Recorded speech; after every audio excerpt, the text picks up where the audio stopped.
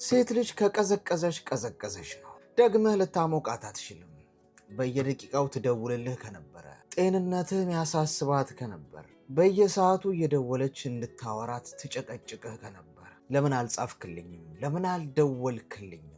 መልእክት ስጽፍልህ ለምን ቶሎ አልመለስክልኝም? እያለች ሙሉ በሙሉ ትኩረቷ አንተ ላይ ሆኖ ንዝንዝና ጭቅጭቅ ታረግህ ከነበር፣ አንተ ደግሞ እንደ ጭቅጭቅ ቆጥረኸው በጭራሽ ግድም አይሰጥህ ከነበር፣ እሷ ፈላጊ አንተ ተፈላጊ መስሎ የታየህ እንደነበር፣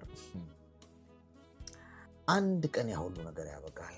ሁሉ ነገር እንደዛው እንደነበር አይቆይም።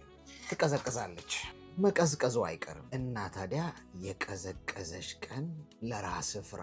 በጭራሽ ደግማ እንደ በፊቱ ልትሆን አትችልም። ለጤንነት መጨነቅ አይደለም ፍግም ብትል እንኳን ጉዳዩ አትሆንም። ለምንም አይነት ጉዳይ ብትፈልጋት እንደፈለግክ ልታገኛት አትችልም። ምክንያቱም ቀዝቅዛለች። የቀዘቀዘን ነገር ብትጠጣው ራሱ ሰውነትህ ውስጥ መልሶ አንተኑ ነው የሚያቀዘቅዘው እንጂ ሌላ ምንም የሚፈይድልህ ነገር የለም። ስለዚህ ሰዎች ለአንተ ጥሩ አመለካከት ሲኖራቸው፣ ሲፈልጉ፣ ሲደውሉልህ ስለ አንተ አሳስቧቸው እንጂ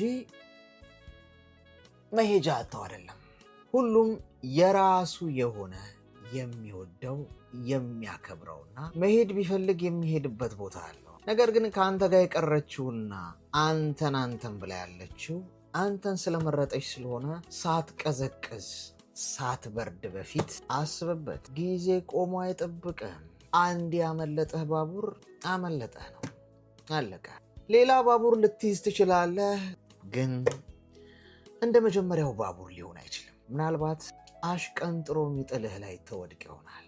ስለዚህ ዛሬውኑ የቀዳኸው ቡና ሳይቀዘቅዝ እና ጊዜ ሳታባክን አሁኑኑ ካስቀመጥክበት አንሳው፣ ሳይቀዘቅዝብህ